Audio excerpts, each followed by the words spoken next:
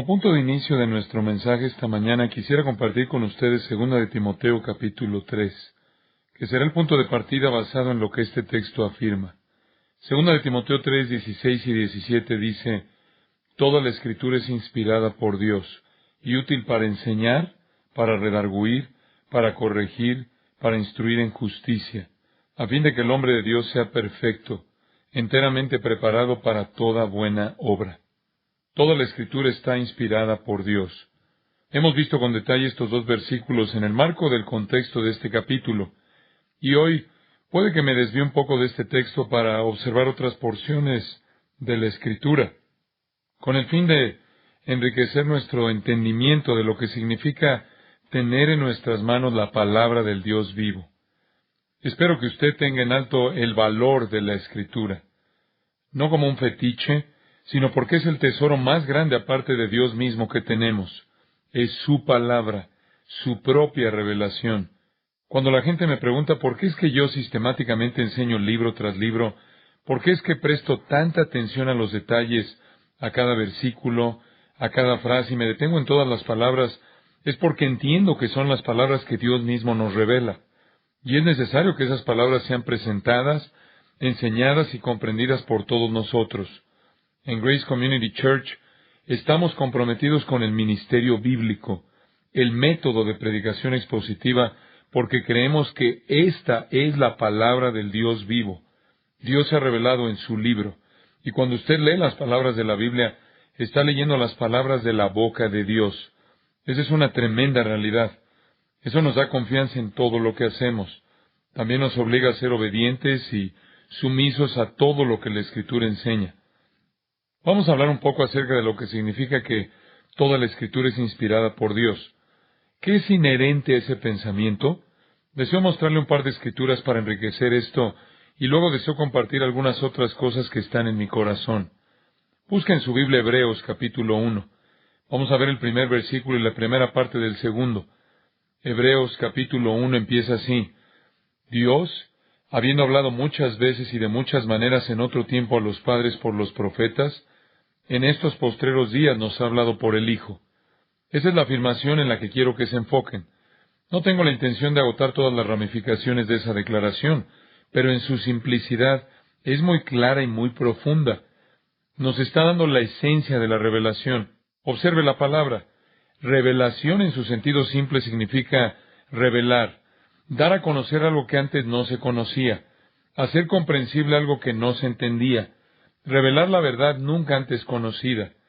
Dios se ha revelado a sí mismo. Y aquí hay una declaración con respecto a la revelación. Dios habló hace mucho tiempo y Dios ha hablado en estos últimos días. El escritor de Hebreos está en efecto diciendo que Dios habló en dos ocasiones. Él habló una vez hace mucho tiempo y habla en estos últimos días a través de su Hijo. Considero apropiado ver que aquí tiene en mente la revelación del Antiguo Testamento y la revelación del Nuevo Testamento. Dios habló hace mucho tiempo a los padres judíos. Esos fueron los profetas del Antiguo Testamento, los que recibieron la palabra de Dios hace mucho tiempo bajo el Antiguo Pacto. Él habló a los padres por medio de los profetas, en muchas ocasiones, por números, muchos libros, muchas secciones. El Pentateuco, los libros proféticos, los libros históricos y los libros de poesía. En muchas ocasiones y en muchos libros, Dios habló. Él habló a los padres judíos. Él habló por medio de los profetas. Y habló también, dice, de muchas maneras, polutropos. Eso significa que a través de visiones, profecías, parábolas, símbolos, ceremonias, teofanía y a veces por medio de una voz audible. Él incluso escribió con su dedo sobre piedra. Hay muchas maneras en las que Dios habló muchas cosas, recopiladas en muchos textos, puestas en muchos libros, y habló en la antigüedad por medio de los profetas. Esa es una aseveración en relación al hecho de que en el Antiguo Testamento Dios es quien está hablando. El Antiguo Testamento no es una compilación de sabiduría de hombres ancianos. No es una compilación de los mejores pensamientos religiosos. Un conjunto de buenas meditaciones de gente piadosa. El Antiguo Testamento es la palabra de Dios. No es el pensamiento de ningún hombre, ni bueno, ni piadoso, ni mayor. Es la palabra de Dios. Y el escritor de Hebreos dice que Dios habló. Era Dios hablándole a los patriarcas por medio de los profetas. Estos últimos días, desde la llegada de Cristo, Él ha hablado nuevamente, ha hablado a través del Hijo. Los evangelios registran a Dios hablando a través de su Hijo, Mateo, Marcos, Lucas y Juan. El libro de Hechos, Dios hablando a través de la proclamación del mensaje de su Hijo. Las epístolas, Dios hablando a través del entendimiento profundo del significado de la vida y el ministerio de su Hijo. Y en Apocalipsis, la consumación, cuando el Hijo regrese en gloria, la consumación de la comunicación de Dios a este mundo. Por lo tanto, el Antiguo Testamento es Dios hablando y revelándose. El Nuevo Testamento es Dios hablando y revelando a su Hijo. El Antiguo Testamento es la autorrevelación de Dios, y ese es el tema. Desde Génesis hasta Malaquías, el personaje principal es Dios. Es la revelación de Dios, quién Él es, cuáles son sus atributos, cuáles son sus actitudes, cómo Él reacciona a cada situación humana posible, cómo es Él, qué hace. No es la historia del hombre, ni la historia de Israel. Esas historias están ahí, pero es la revelación de Dios. Y vemos cómo Dios se revela a través del hombre, a través de la historia, a través de Israel y a través de todo lo que sucede. Los atributos de Dios están a veces enumerados de manera muy clara, como lo están en los Salmos. Por otra parte, a veces vemos sus atributos de manera muy clara, y Él ni siquiera es mencionado, tal como en el libro de Esther, en donde no se menciona a Dios, y sin embargo, es la fuerza y el personaje dominante a lo largo de todo el libro. El Antiguo Testamento es la revelación de Dios para mostrarle al hombre cómo es Él, quién es, qué tolera y qué no, cómo desea la santidad y castiga el pecado. El Nuevo Testamento es Dios revelando a su Hijo en la vida de Él, en su mensaje, en el entendimiento de la obra de su Hijo, y en la culminación y llegada de su Hijo para establecer su reino eterno. En ambos casos, en el Antiguo y en el Nuevo Testamento, Dios habló. Y lo que tenemos es su palabra, no la palabra del hombre. Los escritores del Nuevo Testamento escribieron la palabra de Dios.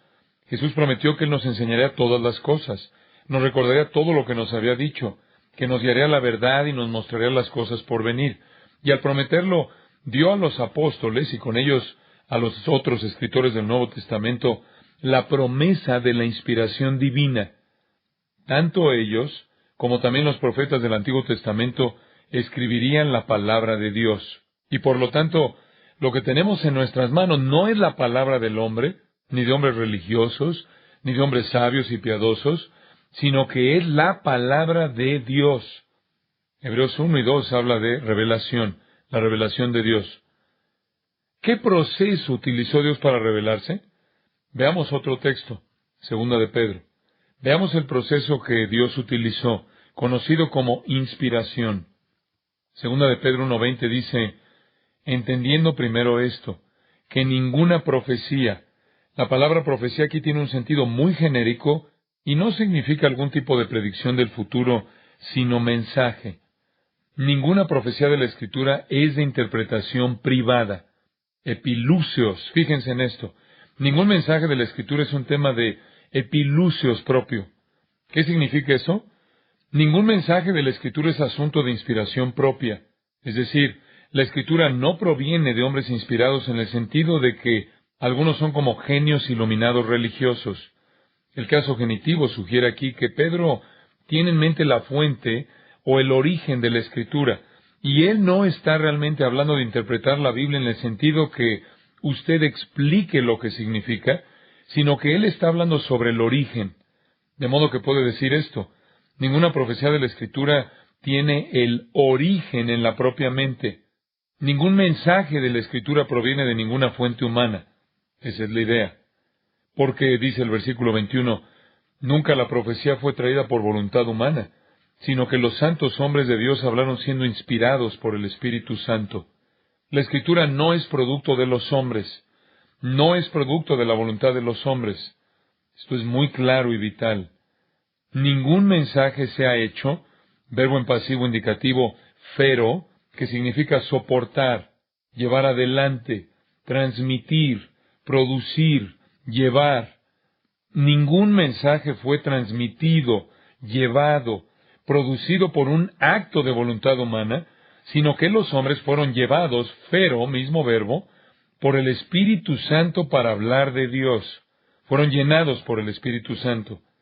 La idea es como poner las velas al viento en un barco y ser arrastrado por la brisa. El Espíritu de Dios los movilizó, y eso nos expresa el proceso. El contenido de la Biblia es la revelación. El proceso mediante el cual fue escrito el contenido se llama inspiración. Y no hubo un alto nivel de actividad humana, ni siquiera un alto nivel de actividad humana religiosa. Los hombres estaban en el proceso, pero no se originó con ellos y no vino de su deseo y su voluntad. Fueron utilizados a medida que eran llevados por el Espíritu Santo y eran capacitados para hablar por parte de Dios. Hablaron palabras divinas. Dios los usó. Era su personalidad. Era su historia.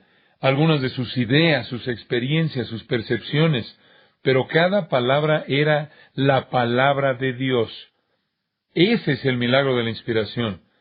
Los hombres fueron usados, inspirados por el Espíritu Santo, y hablaron de parte de Dios. Eso es lo que dice la Escritura. Por lo tanto, al momento de tomar su Biblia, usted no está leyendo la palabra de los hombres. Está leyendo la palabra de Dios que fue escrita por hombres que fueron movidos durante el proceso por el poder del Espíritu Santo. No de manera independiente de sus personalidades, ni de sus experiencias, ni de su vocabulario, de su corazón, pasión y fuerza, sino integrando todo eso en el poder del Espíritu de Dios y nunca violando la verdad de que cada palabra provino de Dios. Un gran y glorioso milagro, tan vital. Por lo tanto, Dios habló en el Antiguo Testamento a los patriarcas por medio de los profetas en muchas formas y en muchas partes. Y Dios ha hablado en el Nuevo Testamento por medio de su Hijo en los Evangelios, y luego acerca de su Hijo en el resto del Nuevo Testamento. El proceso por el cual Dios nos dio esa revelación es la inspiración. Y la inspiración es Dios poniendo su revelación, por así decirlo, en las manos de los hombres, para primero ser divulgada y proclamada, y luego ser escrita a medida que eran activados, llevados por el Espíritu Santo. Se utilizó a hombres, y sin embargo, nunca fue violada una sola palabra de Dios. La totalidad de la Escritura, pasagrafe, toda la Escritura, cada Escritura, es theopneustos, inspirada por Dios. La Escritura es el aliento de Dios. La totalidad de la misma, de acuerdo con Romanos 3:2, se llama la palabra de Dios. Cuando Pablo habla del beneficio de Israel, lo que ellos tenían que los distinguía de otras naciones, a lo que hace referencia al Antiguo Testamento, menciona la palabra de Dios, los discursos de Dios, las palabras de Dios. Y Jeremías es un buen ejemplo de este proceso. Jeremías, llamado por Dios desde antes de su nacimiento, dice en el capítulo 1, versículo 4, «Vino pues palabra de Jehová a mí, diciendo, antes que te formase en el vientre te conocí, y antes que nacieses te santifiqué, te di por profeta a las naciones». Y yo dije, Señor Jehová, he aquí no sé hablar porque soy niño. Versículo 9, «Y extendió Jehová su mano y tocó mi boca, y me dijo Jehová, he aquí he puesto mis palabras en tu boca». ¡Qué maravillosa declaración! He puesto mis palabras en tu boca. Esa era la promesa para los escritores de la Escritura. Toda la Escritura es inspirada por Dios. Toda la Santa Escritura viene de Dios. Estamos conscientes de eso. Estamos conscientes del atributo divino de la Escritura. La primera iglesia lo reconoció, a pesar de que no fue sino hasta 393, 397, en el concilio de Hipona, el concilio de Cartago, en ese tiempo, que la iglesia estableció oficialmente el canon de la Escritura integralmente. No pasó mucho tiempo antes de que la gente lo reconociera. La iglesia no ha inventado el canon de las Escrituras más de lo que Newton inventó la ley de la gravedad. Newton descubrió la gravedad que Dios inventó, y la iglesia descubrió, desde los primeros documentos inspirados, que Dios mismo fue quien los escribió. Y a pesar de que pasó algún tiempo antes de que alguna iglesia le diera algún sello oficial a toda ella, para la primera iglesia era absolutamente claro qué era la palabra de Dios y qué no era. Y hay todo tipo de libros erróneos que han sido dejados fuera. Pero lo que era la palabra de Dios, era la palabra de Dios. Dios es el autor de las Escrituras. De hecho, con frecuencia las palabras de Dios y Escrituras se utilizan indistintamente. En Gálatas, y la Escritura, previendo que Dios había de justificar por la fe a los gentiles, dio de antemano la buena nueva a Abraham, diciendo, en ti serán benditas todas las naciones. La Escritura dice que en él serán benditas todas las naciones. En Génesis 12 vemos que Dios lo dijo. Dios dijo, la Escritura dijo, es lo mismo. Lo que la Escritura dice, Dios dice. En Hechos, capítulo 13, es una nota más interesante en el sermón del apóstol Pablo. Él dice en el versículo 32, y nosotros también os anunciamos el evangelio de aquella promesa hecha a nuestros padres, la cual Dios ha cumplido a los hijos de ellos, a nosotros, resucitando a Jesús, como está escrito también en el Salmo 2, mi hijo eres tú, yo te he engendrado hoy. Y en cuanto a que le levantó de los muertos para nunca más volver a corrupción, lo dijo así, os daré las misericordias fieles de David. Por eso dice también en otro salmo, no permitirás que tu santo vea corrupción. Porque a la verdad David, habiendo servido a su propia generación según la voluntad de Dios, durmió y fue reunido con sus padres y vio corrupción. Mas aquel a quien Dios levantó, no vio corrupción. En otras palabras, Dios está hablando en los salmos. Y eso es exactamente lo que el apóstol está afirmando. Cuando los salmos hablan, Dios habla. En Romanos 9, versículo 17, la Escritura dice a Faraón, para esto mismo te he levantado. Y así sucesivamente. La Escritura no dice eso en el Antiguo Testamento, Dios lo dijo, pero cuando Dios habla, es la Escritura. Cuando la Escritura habla, es Dios. Usted encontrará esa terminología intercambiada. Un comentario al margen. La Biblia no dice que los escritores fueron inspirados. Ni Pablo ni Pedro lo dicen. La Escritura fue inspirada. Los hombres no tenían una habilidad sobrenatural que podían utilizar en algún momento para producir la Escritura. Solo eran inspirados cuando Dios les daba su palabra. El resto del tiempo hablaban de manera independiente de cualquier inspiración. La Biblia no habla técnicamente de hombres inspirados, sino de palabras inspiradas por Dios. Ni Isaías, ni David, ni Pablo, ni Juan, ni ningún otro escritor bíblico fueron inspirados como personas para escribir la Escritura cuando quisieran. Hubo momentos especiales en sus vidas en los cuales Dios les dio directamente su palabra para ser escrita, y el resto del tiempo lo que escribieron era propio. Entonces, los hombres no fueron inspirados. La Escritura lo es. Dios los inspiró y ellos escribieron, palabra por palabra lo que Dios les inspiró. Era más que un dictado. No estaban escuchando una voz y escribiendo mecánicamente cada palabra. Fluía de sus corazones, almas, mentes, emociones y experiencias. Cada palabra salió de la palabra de Dios. A medida que Dios les inspiraba el mensaje y eran llenos del Espíritu Santo, lo expresaban y algunos de ellos lo escribían. Un proceso milagroso, sobrenatural e inexplicable que produce en nosotros la palabra de Dios. Ahora, voy a hablar de esto desde un punto de vista negativo, solo para ilustrar la idea central. Y quiero señalar que cuando hablamos de que la Biblia está inspirada, no estamos diciendo que hay algunos hombres que tenían un alto nivel de capacidad humana, una especie de genios religiosos. El mundo está lleno de gente así. Ha habido genios de la música que han sido prolíficos, que eran profundos, que eran mucho más que las personas comunes y tal vez más que incluso los mejores hombres. Hubo y hay genios en la literatura, genios en la prosa y en la poesía, grandes hombres y mujeres de capacidad formidable que diríamos que son poetas, músicos, escritores, pensadores inspirados. Pero, cuando hablamos de la inspiración de la Biblia, no estamos hablando de un alto nivel de desarrollo humano. No es así. No estamos hablando de hombres, como he dicho, que podían escribir en cualquier momento que quisieran la Escritura porque eran genios religiosos. No. Ninguno de ellos podía hacer eso. Solo cuando Dios les daba lo que Él quería decir o escribir, podían ellos hacerlo y bajo la obra del Espíritu de Dios. Ellos, por cierto, no han producido otra cosa, otros escritos. ¿Por qué no hay muchas cosas más escritas por Pedro? ¿Por qué no escribieron otros libros? ¿Por qué no siguieron escribiendo más y más si eran tan solo genios humanos de gran nivel? Los mismos escritores de la Biblia afirman que lo que escribieron, Dios escribió, no ellos. Es curioso para mí ver que tenían una especie de aire extraño de seguridad. Dijeron que escribieron por Dios y nunca parecían estar conscientes al respecto. Quiero decir que, si usted observa a los escritores de la Biblia, son en su mayor parte hombres analfabetas y comunes, y sin embargo, están sumamente seguros de que escriben la palabra de Dios. De hecho, alrededor de 4,000 veces en la Biblia, los escritores dicen estar escribiendo la palabra de Dios, y nunca están conscientes de ello. Quiero decir que me imagino que en algún momento dirían, y esta es la palabra de Dios. Sé que parece difícil de creer que yo les estoy diciendo la palabra exacta de Dios, pero esto es realmente cierto.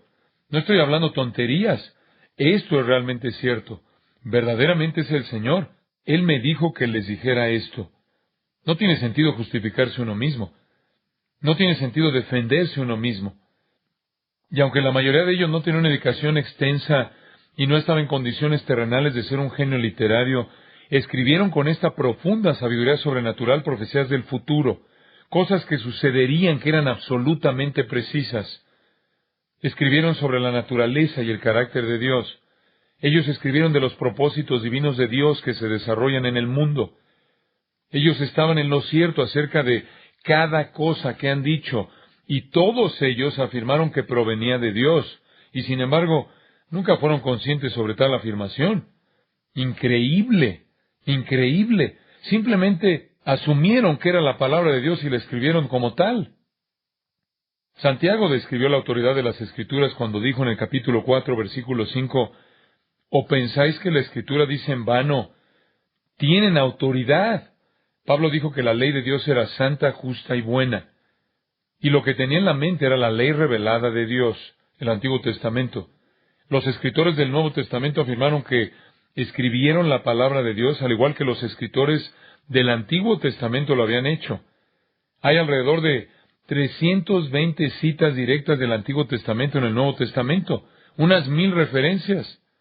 Los escritores del Nuevo Testamento claramente creían que el Antiguo Testamento fue inspirado. También estaban convencidos de que su propio Nuevo Testamento fue inspirado. Ellos sabían que estaban escribiendo la palabra de Dios, y no era un alto nivel de genio humano. Ellos fueron movidos por el Espíritu de Dios para hacer lo que de otro modo nunca hubieran podido hacer. En segundo lugar, hay personas que dicen que la Biblia fue inspirada solo en conceptos y no en las palabras reales. A través de los años, he tratado de lidiar con la gente que piensa que ellos fueron inspirados por Dios con grandes pensamientos religiosos y lo escribieron con sus propias palabras, por lo que en realidad no poseemos las palabras de Dios, que no debemos estancarnos en una palabra, sino tomar los conceptos y continuar con las ideas y cómo fluyen, sin preocuparnos por las palabras. Esas son solo detalles, dicen, que se interponen en el camino. Hay personas que dicen que el Espíritu da vida y la letra mata. Me gustaría preguntarle a alguien, ¿cómo comunicar una idea sin utilizar palabras? Creo que no comprendo. ¿Cómo podría usted, si fuera Dios, comunicar una idea sin palabras? No tiene sentido. Y cuando Moisés quiso excusarse de hablar por el Señor porque no era elocuente, Dios le dijo que Él estaría con él y le enseñaría qué decir. Isaías dijo, después oí la voz del Señor que decía, Jeremías dijo, vino pues palabra de Jehová a mí diciendo. Ezequiel escribió, Hijo de hombre, ve y entra a la casa de Israel y habla a ellos con mis palabras. Hijo de hombre, toma en tu corazón todas mis palabras que yo te hablaré y oye con tus oídos. Palabras, no ideas. Amós expresó, entonces respondió Amós y dijo a Amasías, no soy profeta ni soy hijo de profeta, sino que soy boyero y recojo higos silvestres. Y Jehová me tomó de detrás del ganado y me dijo, ve y profetiza a mi pueblo Israel. La maravillosa experiencia de Pablo en su conversión, quien cuando estando con Ananías relata en Hechos 22, el Dios de nuestros padres te ha escogido para que conozcas su voluntad y veas al justo y oigas la voz de su boca. Dios ha designado que Pablo le escuche y comunica lo que dice. Juan dijo, Yo estaba en el Espíritu en el día del Señor, y oí detrás de mí una gran voz como de trompeta que decía, escribe las cosas que has visto y las que son y las que han de ser después de estas. Aún Cristo, el Verbo hecho carne, dijo que Él recibió su mensaje de su Padre. Le dijo a Cristo qué decir. No se puede tener ideas sin palabras. Ese tipo de concepto es una tontería. Es lo mismo que hablar de una melodía sin notas o música sin melodía. Es lo mismo que hablar de sol sin luz o antropología sin nombres. No hay pensamiento sin palabras. Al contrario, mire primero de Pedro 1, 10 al 11 por un momento. Algo interesante. Esto ilustra un principio. Pedro escribe con referencia a los profetas del Antiguo Testamento que registraron la verdad sobre el Mesías. Él dice, los profetas que profetizaron de la gracia destinada a vosotros inquirieron y diligentemente indagaron acerca de esta salvación, escudriñando qué persona y qué tiempo indicaba el Espíritu de Cristo que estaba en ellos. En otras palabras, allí estaban los profetas del Antiguo Testamento siendo llevados por el Espíritu Santo inspirados para hablar y escribir acerca del Mesías. Y a medida que ellos estaban hablando o escribiendo acerca del Mesías, estaban haciendo una cuidadosa búsqueda e investigación para averiguar de lo que estaban hablando. El punto es este. La Biblia no solo no enseña que hay pensamientos sin palabras, sino que nos enseña que a veces Dios les dio palabras sin pensamientos. No me refiero a un dictado mecánico sin sentido, pero había muchas cosas que los escritores del Antiguo Testamento escribieron que no llegaban a comprender. No es algo que ellos relataron debido a su inteligencia religiosa, sino que escribían las palabras que Dios les dio, ya fuera que las entendían completamente o no. Y es por eso que en Mateo 24:35 dice, el cielo y la tierra pasarán, pero mis palabras, no mis pensamientos, no pasarán. Entonces, alguien dice que la Biblia es inspirada cuando habla de las cosas sagradas y que no lo es cuando habla de las cosas seculares como la ciencia, la historia, la geografía y demás. Algo con lo que hay que lidiar periódicamente. Hay quienes dicen que la historia de la Biblia es errónea. La geografía de la Biblia está mal. Las matemáticas de la Biblia son inexactas. Las declaraciones científicas de la Biblia son equívocas. Pero no se preocupe, la inspiración garantiza lo sagrado, no lo secular. Es como decir que Dios es bueno en las cosas religiosas, pero realmente necesita ayuda en otras áreas, no maneja bien otros datos, y hay todo tipo de personas que quieren atacar la Biblia basándose en eso. Le voy a dar un par de ejemplos curiosos. Josué 10:12, donde se relata la batalla que estaba sucediendo. Se dice que en medio de la misma el sol se detuvo. Y los críticos se han reído y burlado durante años. Dicen que la Biblia es poco científica. Si la relación entre la Tierra y el Sol no cambiara, querría decir que la Tierra se detuvo. Pero el hecho es que si usted hubiera estado allí ese día, le hubiera parecido como si el Sol se detuviera. Y ese mismo crítico sería el primer hombre que al levantarse de la cama en la mañana miraría por la ventana y diría, ¡qué hermoso amanecer! Eso no es una salida del sol, por cierto, pero nadie sale y dice, ¡oh, qué hermosa tierra que gira!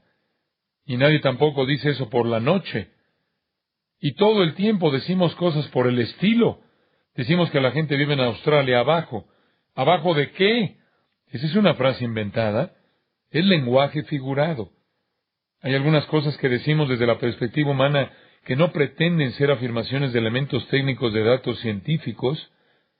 Luego, este relato en el libro segundo de Reyes 18, de la transacción de Sennacherib con Ezequías, de 30 talentos de oro y 300 talentos de plata, la cual no parece ser un problema hasta que los arqueólogos descubrieron los registros asirios de la transacción entre ellos, el propio registro de Sennacherib, y en su cuenta dio 800 talentos de plata en lugar de 300.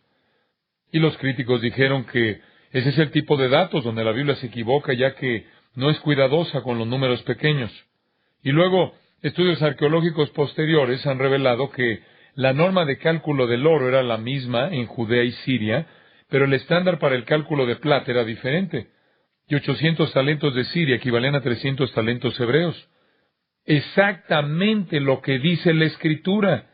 La Escritura habla en hebreo y el registro de Sennacherib en sirio. Permítanme mostrarles otro. Hay muchos más en donde la Biblia supuestamente se equivoca, y no es así si se observa con cuidado. Uno muy curioso está en Números 11:31, el cuarto libro en el Antiguo Testamento. Y vino un viento de Jehová. Los hijos de Israel estaban en este momento deambulando por el Sinaí y tenían que ser alimentados. Y el Señor los va a alimentar. Y es muy interesante ver cómo Él les da de comer. Él envió un viento y trajo codornices desde el mar. El viento trajo codornices y las dejó en el campamento. Un día de camino a un lado y un día de camino al otro lado, alrededor del campamento. Estaban en un área extensa. Y dice que tenía 2 codos de profundidad. Un codo era más o menos 46 centímetros. Así que estamos hablando aproximadamente de 1 metro. Tomemos al crítico que decidió que era 1 metro y quiso hacer algunos cálculos. Dijo que esta es una de las cosas más ridículas que ha leído. Un día de camino a un lado y un día de camino al otro y que toda la zona cubierta en 1 metro de codornices. Hizo los cálculos. Esos serían 19 trillones, 538 billones, 468 millones, 306,672 codornices. Y entonces, obviamente, eso fue causa de mucha risa. Claro, 19 trillones de codornices, todas apiladas. Pero solo demostró su ignorancia. La Biblia hebrea no dice que fueron apiladas desde el suelo hacia arriba. Lo que la Escritura indica en el texto hebreo es que Dios sopló las codornices en el desierto desde el valle del Nilo, y todos los pájaros vinieron volando a unos 2 codos sobre la tierra. Eso es lo que dice. Las codornices por lo general no se elevan a más de 2 codos sobre el suelo. Fueron llevadas allí por el Señor, y era fácil para la gente alcanzarlas de esa manera. Solo tenían que estirar la mano. Las codornices fueron llegando, volando a esa altura, hasta que todo el pueblo tuvo todo lo que quería. Cuando la Biblia habla de ciencia, historia, matemáticas, sea lo que fuere de lo que la Biblia hable, es la palabra de Dios. Y Dios es infalible, y también su palabra es así de infalible. Los críticos quieren burlarse de la Escritura. Sin embargo, la Biblia es científicamente exacta. Contiene los principios básicos de la ciencia. Usted podrá tomar, por ejemplo, los elementos más básicos de la ciencia: el tiempo, la fuerza, la acción, el espacio y la materia. Herbert Spencer, quien murió en 1903, redujo todo a estas categorías. Dijo que todo lo que hay en el universo encaja en ellas, que esa es la matriz de la existencia. Murió después de haber sido aclamado como un hombre brillante después de descubrir eso. Y no se dio cuenta que eso está en el primer versículo de la Biblia. En el principio, el tiempo, creó la acción, Dios, la fuerza, los cielos, el espacio, y la tierra, la materia. La base de la existencia se encontraba en el primer versículo. El universo es una continuidad de tiempo, fuerza, acción, espacio, materia, y uno no puede existir sin el otro. Por lo tanto, todo debe haber existido simultáneamente desde el principio. Todo tuvo que comenzar junto. La ciencia tiene que estar en esa matriz. No puede faltar ningún elemento de esta base o no tendríamos lo que tenemos en la actualidad. Y una vez que el universo había sido creado, sus procesos fueron diseñados para funcionar de una manera ordenada. Toda la energía y la materia sostenidas por su interacción, de modo que no se necesitara más creación. Una vez que se genera el tiempo, la fuerza, la acción, el espacio y la materia es todo lo que se necesita. Y Génesis 2:2 dice que Dios acabó la obra que hizo. Él lo hizo y lo concluyó, todo a la vez. Creó la matriz completa. No ha habido ninguna creación desde ese entonces, ya que no se necesita ninguna creación. La ciencia ha llamado al cese total de la actividad creadora en la primera ley de la termodinámica, o la ley de conservación de la masa y la energía, a la cual Einstein dedicó mucho tiempo. Es el principio científico más universal, cierto y básico de todos, y está allí mismo en la palabra de Dios.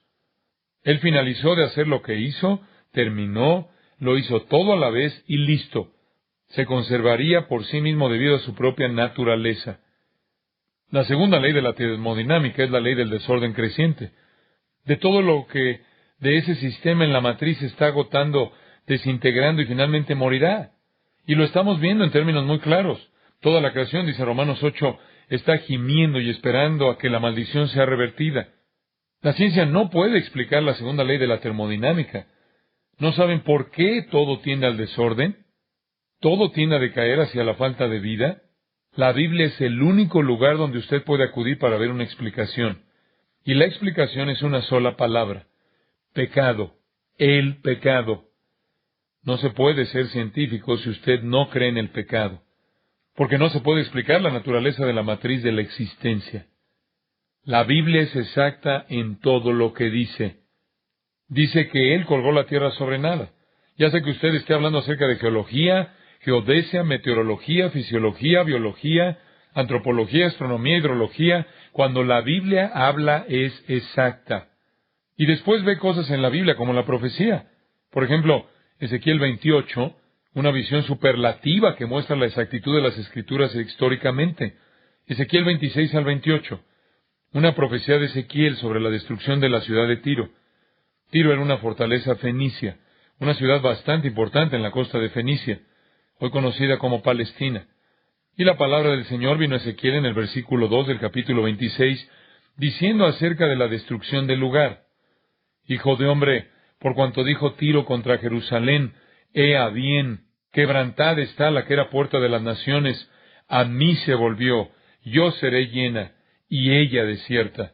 En otras palabras, ya que Tiro se burló de Jerusalén, por tanto así ha dicho Jehová el Señor: He aquí yo estoy contra ti, oh Tiro, y haré subir contra ti muchas naciones, como el mar hace subir sus olas, y demolerán los muros de Tiro, y derribarán sus torres, y barreré de ella hasta su polvo, y la dejaré como una peña lisa. Tendedero de redes será en medio del mar, porque yo he hablado, dice Jehová el Señor, y será saqueada por las naciones. Y sus hijas que están en el campo serán muertas a espada, y sabrán que yo soy Jehová, porque así ha dicho Jehová el Señor. He aquí que del norte traigo yo contra Tiro a Nabucodonosor, rey de Babilonia, rey de reyes, con caballos y carros y jinetes y tropas y mucho pueblo. Matará a espada a tus hijas que están en el campo, y pondrá contra ti torres de sitio, y levantará contra ti baluarte, y escudo afirmará contra ti, y pondrá contra ti arietes contra tus muros, y tus torres destruirá con hachas. Por la multitud de sus caballos te cubrirá el polvo de ellos. Con el estruendo de su caballería de las ruedas y de los carros temblarán tus muros, cuando entre por tus puertas como por portillos de ciudad destruida. Con los cascos de sus caballos hollará todas tus calles. A tu pueblo matará a filo de espada, y tus fuertes columnas caerán a tierra, y robarán tus riquezas, y saquearán tus mercaderías, arruinarán tus muros, y tus casas preciosas destruirán, y pondrán tus piedras y tu madera y tu polvo en medio de las aguas, y haré cesar el estrépito de tus canciones, y no se oirá más el son de tus cítaras, y te pondré como una peña lisa, tendedero de redes serás, y nunca más serás edificada, porque yo Jehová he hablado, dice Jehová el Señor. Así ha dicho Jehová el Señor a Tiro. Bastante detallado. ¿No es una especie de profecía general? Muy específica. Esta es una gran ciudad fenicia. Desde el siglo VII a.C. controlaba Fenicia. Tenía fuertes murallas, de unos 150 metros de altura, de casi 5 metros de espesor. Y estaba floreciendo cuando Josué guió a Israel a Canaán. Hiram el primero era su rey. Él ayudó a David a construir el palacio, y de acuerdo con 1 de Crónicas 22, ayudó a Salomón a construir el templo. 3 años después de que esta profecía fuera dada, Nabucodonosor la cercó durante 13 años. Eran ciudades amuralladas. Todo lo que tenía que hacer era, si no podía entrar en la ciudad, cortar cualquier suministro que viniera a la ciudad y finalmente morirían de hambre. Le tomó 13 años, del 585 al 573. Por último, la ciudad se rindió ya que todos estaban muriendo. Y Nabucodonosor destruyó los muros y las torres, destruyó la ciudad e hizo cada cosa que Ezequiel dijo que haría, y por supuesto que no estaba leyendo Ezequiel cuando lo hizo. Entró en la ciudad, no encontró el botín, pensó que iba a encontrar un botín, pero ellos habían utilizado su flota para sacarlo. Se llevaron toda una isla frente a la costa, a 1,5 kilómetros de distancia, y, por supuesto, en el capítulo 29 de Ezequiel, dijo que no obtendría ningún botín. Exactamente lo que pasó. Cuando llegó allí, se habían llevado todos los objetos de valor a la isla. Nabucodonosor no tenía poderío naval para ir a buscarlo. La isla se convirtió en la nueva ciudad y floreció por 250 años. Solo una parte de la profecía se había cumplido. La parte acerca de Nabucodonosor, de la destrucción de los muros, los asesinatos de la gente. Pero no todo se había terminado. Las ruinas estaban todavía allí, los escombros. Después de 250 años, llegó un joven de 24 años con el nombre de Alejandro Magno. Él tenía 33,000 hombres de infantería, 15,000 de caballería. Acababa de derrotar a los persas y estaba en camino a Egipto. Necesitaba suministros. Vino, pues, a la ciudad de Tiro, ahora en la isla, y envió un mensaje. Quiero darle suministros a todos mis hombres, mis caballos y mi ejército. Y ellos dijeron, usted no tiene una flota y nosotros estamos en una isla, no le vamos a ayudar. Eso no le gustó. Y no era bueno hacer enojar a Alejandro. Él no tenía una flota, por lo que decidió que tenía que conseguir una manera de ir a esa isla. Hizo lo que Ezequiel el profeta dijo que se haría. Dijo que el lugar será como una peña lisa y los escombros serán arrojados al mar. Bueno, ¿qué conquistador en su sano juicio haría eso? ¿Por qué perder el tiempo, una vez que ha conquistado el lugar, recogiendo todo y tirándolo al océano? Toda la piedra y todo el resto de la misma. Pero eso es exactamente lo que tenía que suceder. Así que Alejandro lo hizo. Él tomó todos los escombros y construyó un istmo de más de medio kilómetro de largo y más de 60 metros de ancho hasta llegar a la isla con todos los desechos. La isla se había fortalecido también con poderosas murallas que llegaban hasta el borde del mar. Y a medida que se acercaba, se dio cuenta de que tendría que superar esas paredes. Y con el fin de llevarlo a cabo, construyó enormes máquinas de asedio, de 165 metros de altura, según el registro. Le tomó 7 meses. Él entró y asesinó a 8,000 personas. En un periodo de unos pocos meses ejecutó a 7,000 más. Vendió a más de 30,000 como esclavos y cumplió cada uno de los detalles de la profecía.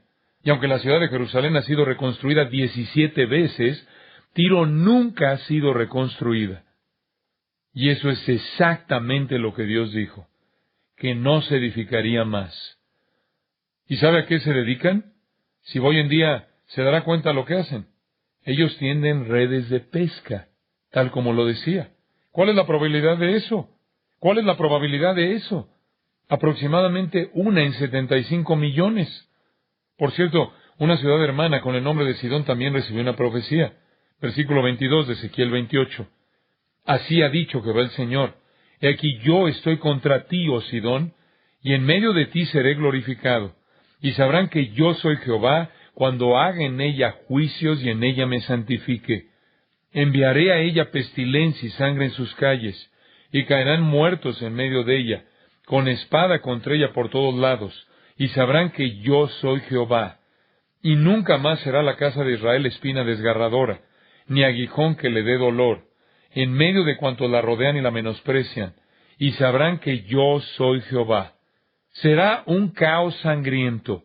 Es el centro del culto a Baal, a unos 36 kilómetros al norte de Tiro. La profecía habló de sangre en las calles, espadas por todas partes, pero ninguna profecía de destrucción final. Eso es lo que pasó. Sangre por todas partes, espadas por todas partes. Esa pobre ciudad fue sitiada y asediada una y otra vez, pero aún es una ciudad. En el 351 a.C. fue gobernada por Persia. Fue tomada en la revolución. Toda esperanza de salvar la ciudad había desaparecido. El pueblo estaba siendo atacado por los persas, y 40,000 de ellos prefirieron morir antes que someterse a la violencia persa, por lo que se prendieron fuego y se mataron con sus propias casas. La sangre fluyó en las calles una y otra vez. Esa ciudad, Sidón, fue tomada 3 veces en las cruzadas, 3 veces por los musulmanes. En 1840 fue bombardeada por las fuerzas combinadas de Inglaterra, Francia y Turquía. Pero aún está allí porque Dios dijo que no sería destruida. Todavía está allí. Se puede estudiar la Biblia y predecir cosas que históricamente son absolutamente precisas. Ezequiel 30 predijo la destrucción de Egipto. Nahum 1 la destrucción de Nínive. Isaías 13 la destrucción de Babilonia. Oseas 13 la destrucción de Samaria. Ezequiel 25, la destrucción de Moab y Amón.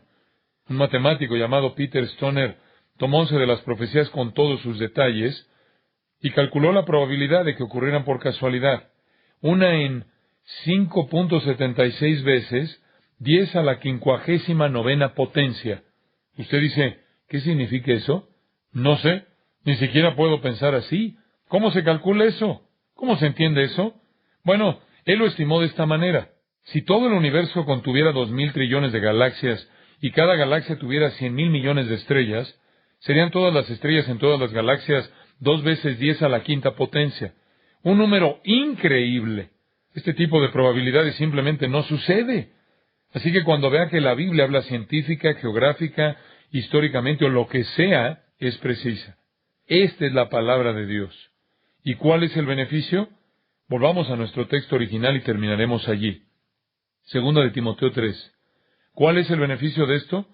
Toda la Escritura es inspirada por Dios y útil para enseñar, para redarguir, para corregir, para instruir en justicia, a fin de que el hombre de Dios sea perfecto, enteramente preparado para toda buena obra.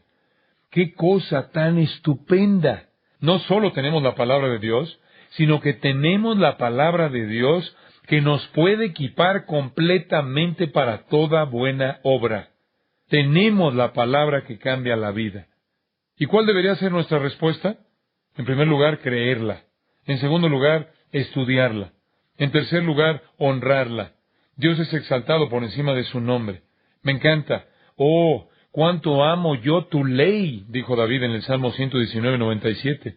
Obedézcala, haga lo que ordena, luche por ella. Judas 3, contender ardientemente por la fe, y predíquela. Segunda de Timoteo 4:2, predica la palabra. ¿Se da cuenta de que durante su vida es probable que coma 150 cabezas de ganado? Tal vez un poco más. Va a comer por lo menos 3,000 pollos, siendo conservadores, 225 corderos, 26 ovejas, 310 cerdos, solo en forma de tocino y jamón. Consumirá usted solo 26 hectáreas de cereales y comerá 50 acres de frutas y verduras. ¿Puedo recordarle lo que dijo Jesús? No solo de pan vivirá el hombre, sino de toda palabra que sale de la boca de Dios. Mientras que usted está comiendo todo el resto, por favor pase un poco de tiempo en este libro. Vamos a orar juntos. Toda palabra que sale de la boca de Dios. ¡Qué declaración! Padre, nos estremece saber que eso es lo que nuestra Biblia es. Palabras que se salieron de la boca de Dios. El Dios que no solo conoce la historia, sino que la escribe. Que no solo comprende la ciencia, sino que la creó. Que no solo comprende la dimensión espiritual, pero es esa realidad. Oh Dios, qué tesoro. Ayúdanos a amar tu palabra, a honrar tu palabra, a creer tu palabra, a estudiar tu palabra, a defender tu palabra, a proclamar tu palabra. Haz que, mientras que estemos alimentándonos con el resto de las cosas en esta vida, no nos olvidemos que realmente vivimos de toda palabra que sale de tu boca. Padre, ayúdanos a comprometernos a renovar nuestra devoción a tu palabra, pues en ella tú estás revelado. Que nos demos cuenta de que el conocerte es a través de tu palabra, y por medio de las pruebas y experiencias de la vida en la que aplicamos esa palabra. Satisface las necesidades de cada corazón en el nombre de Cristo. Amén.